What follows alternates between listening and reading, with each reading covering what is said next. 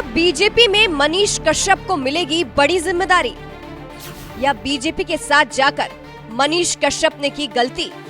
क्या कभी बिहार के मुखिया बन पाएंगे मनीष कश्यप? देखिए मनीष कश्यप पर बड़ी भविष्यवाणी।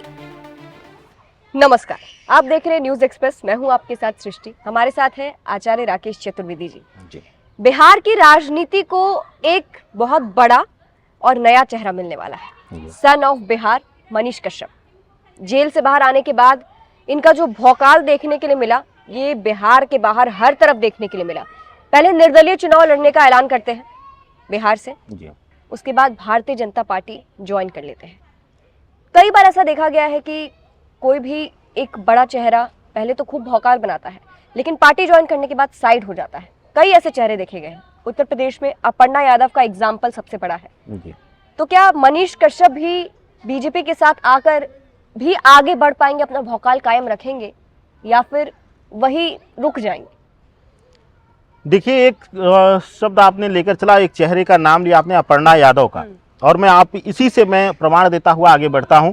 अपर्णा यादव ने जब ज्वाइन किया तो सभी ने, कई ज्योतिषियों ने भी, हमारे पेशे में बड़ा ग्रही गोचर से रोज लोग करोड़पति ही बनाते हैं, तो ऐसे ही लोगों ने खूब चिल्लाया कि बड़ी जिम्मेदारी दी जा सकती है, ये चेहरा रहेंगे, वो चेहरा रहेंगे। मैंने तब भी कहा था कि एक बहुत बड़ा कार्ड बीजेपी ने खेला है, परिवारवाद को तोड़ करके परिवार की ताकत को कमजोर करने का प्रयास किया है, क्योंकि बहू के रूप में अपर्णा यादव मुलायम परिवार में सबसे तेज तीक्ष्ण बुद्धि वाली थी, और वही किसी भी नेता को बीजेपी के टक्कर दे सकती थी अपनी वाणी भाव से। तो उस समय बीजेपी ने खूब चाल चली। अब आते हैं मनीष कश्यप जी के लिए। मैं 100% कहता हूं कि सन ऑफ बिहार हैं। लड़ाई लड़ी उन्होंने, लड़ाई भी ऐसे राज्य में जहां की शायद कोई सरकार के खिलाफ आवाज उठाने मात्र से भी डरता है, और जा करके उन्होंने लोगों की, सबसे बड़ी बात सृष्टि जी, कि उस व्यक्ति ने जो जमीनी स्तर पे दिक्कतें आ रही थी, जो जमीनी स्तर पे गलतियां हो रही थी, चाहे वह सरकारी निर्माण में रही हो, चाहे सरकारी योजनाओं को शुरू से ये चीज दिखा रहे थे, पत्रकारिता मैं सन ऑफ बिहार से भी हट करके उनको उससे भी बड़ी एक उपाधि देना चाहता हूं कि मुझे लगता है कि खूब कहा जाता है चौथा स्तंभ है मीडिया, लेकिन मुझे लगता है कि आज मीडिया सबसे बड़े बंधन में है, लेकिन मनीष कश्यप ने साबित किया कि वह आम जनता की आवाज है, और मीडिया का चौथा स्तंभ बनकर मनीष कश्यप ने साबित किया। और कुंडली की बात करें तो उनकी कुंडली मेरे पास नहीं, लेकिन उनके चेहरे की जो भाव भंगिमा है, जो मस्तक है, जो ललाट की रेखाएं हैं, वह बताती हैं कि मंगल राहु का प्रभाव उनकी कुंडली पर, उनके चेहरे पर दिखता है। क्रोधी स्वभाव है, हठी स्वभाव है, जिद्दी स्वभाव है, और दूसरा, मंगल राहु प्रभाव होने पर कारागार योग निर्माण होता ही होता है, जाना ही जाना पड़ता है। अब इसका भी प्रमाण दे दूं आपको, कई मंत्रियों को आपने सुना होगा, राजनेताओं को, कि जेल की रोटी मंगाकर खाते हैं तो वो इसी भय से खाते हैं कि उन्हें मंगल राहु के दोष का कारण भोग ना करना पड़े।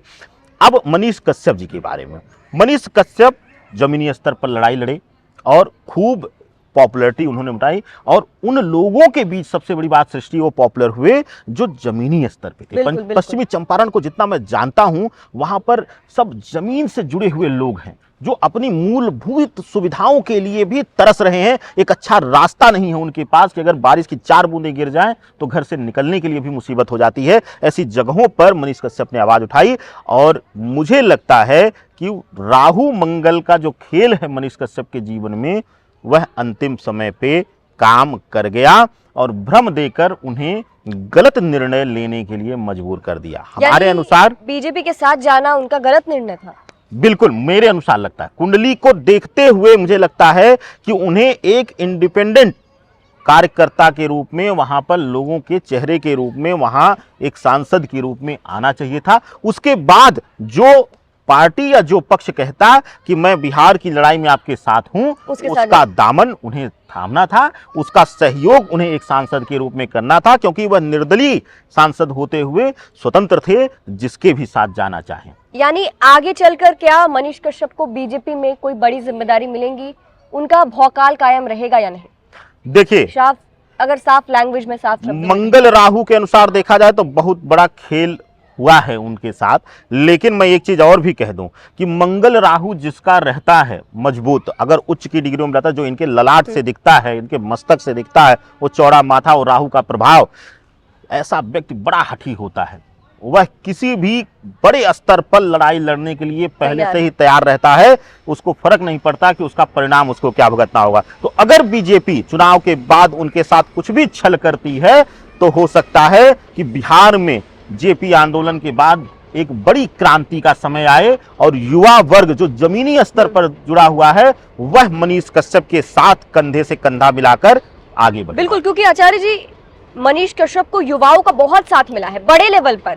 जब उनकी जब वो बिहार पहुंचे थे जेल से जाने के बाद, तो इतना जनता का सपोर्ट, इतने युवा उनके साथ थे, सबके जबान पर बस था मनीष भैया। आज भी जितने वीडियोस अपलोड होते हैं सबसे नीचे जितने भी लोग होते हैं, सन ऑफ बिहार, हमारे मनीष भैया, बहुत सपोर्ट मिलता है युवा का। अब दूसरी चीज, बिहार की राजनीति को एक नया चेहरा तो मिल गया है, क्या सीएम के तौर पर कभी मनीष कश्यप दिख सकते हैं? क्योंकि लोग ये मांग कर रहे हैं कि एक नया चेहरे के तौर पर, अगर परिवारवाद से हटकर, क्योंकि देखिए तेजस्वी दूसरी तरफ परिवारवाद का ही एक हिस्सा है, परिवार उनका चलता आया है, नीतीश कुमार भी लंबे समय से मुख्यमंत्री हैं, तो क्या इन सब चीजों को तोड़ते हुए एक नई एंट्री होगी? क्या बीजेपी प्रेजेंट कर सकती है, या मनीष कश्यप खुद को प्रेजेंट कर सकते हैं सीएम के तौर पर? देखिए, मनीष कश्यप के जीवन में अभी बहुत संघर्ष है, राजनीतिक संघर्ष अभी बहुत ज्यादा है।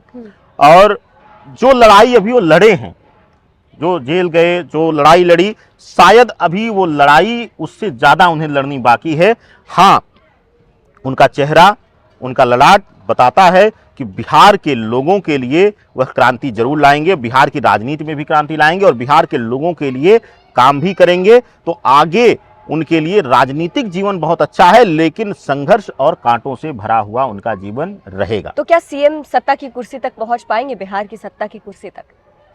देखिए, बिहार की सत्ता की मुख्य सिंहासन पर नहीं, लेकिन आसपास बैठे हुए जरूर वो मिल सकते हैं, ये मेरा दावा है। किसी बड़ी पार्टी के साथ ही फिर तो बैठेंगे? बिल्कुल, ये किसी भी पार्टी के साथ बैठे, लेकिन उस आसपास की कुर्सी पर बैठने की जो इनके ललाट पर, जो ललाट की रेखाएं हैं, जो ललाट का भाव भंगिमा है, वह दर्शाती है कि ये सत्ता चलाने में एक हाथ बनेंगे, इस स्तर का इनका ललाट है। मुख्यमंत्री की कुर्सी तक ना पहुंच पाए, लेकिन सत्ता संभालने में ये एक बड़ी भूमिका मनीष कश्यप निभा सकते हैं। लेकिन बीजेपी के साथ जो उन्होंने जाकर गलती की है, वो उसका भुगतान भी उनको जल्द ही मिलने का बिल्कुल करना पड़ेगा, और वो करेंगे भी, उसके लिए शायद वो तैयार भी होंगे, वो माइंड मेकअप करके ही हो गए हैं। फिलहाल अब देखना होगा कि क्या सचमुच मनीष कश्यप सन ऑफ बिहार तो अब बन ही गए हैं, क्या आगे चलकर और बड़े लेवल पर कुछ करते हैं? क्या बीजेपी के साथ जाने का उनका जो निर्णय था वो सही था या गलत था? आपको क्या लगता है? अपनी राय जरूर बताइएगा।